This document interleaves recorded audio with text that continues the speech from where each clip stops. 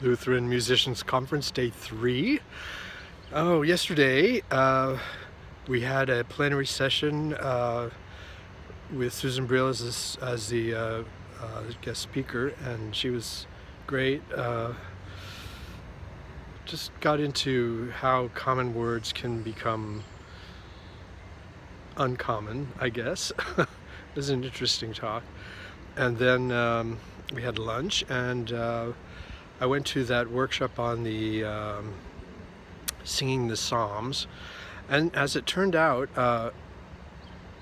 it was focused primarily, well, almost entirely on the psalm tones that are in the ELW, which we do use, and only mention briefly other sources for singing psalms, which we also use.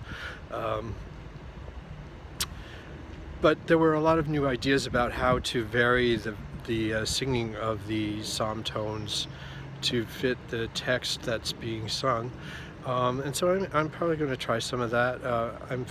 Was familiar with that in the with Anglican psalm tones, but not so much with Lutheran ones.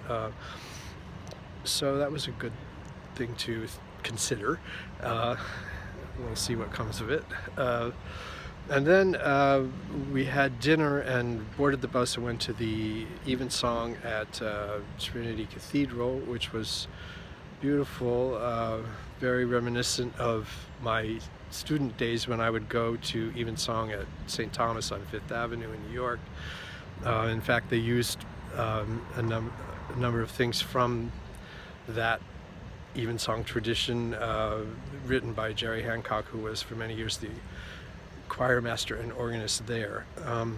So that was a bit nostalgic. And the piece that I mentioned in the last vlog was really just beautiful.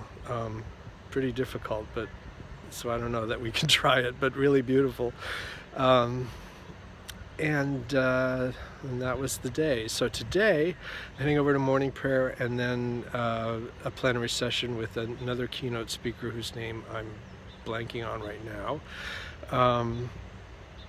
And then there's a workshop that I'm going to go to called Postmodernism for the Church Musician. And this really interests me because people don't really think about it, but church music gets into culture and appropriation and topics like that. So, and I think a lot about that stuff, so I'm curious to see what they say. Then we're going to board the buses for a traveling hymn sing, and we're going to go to various locations in Portland and sing hymns. So that should be fun. That's day 3.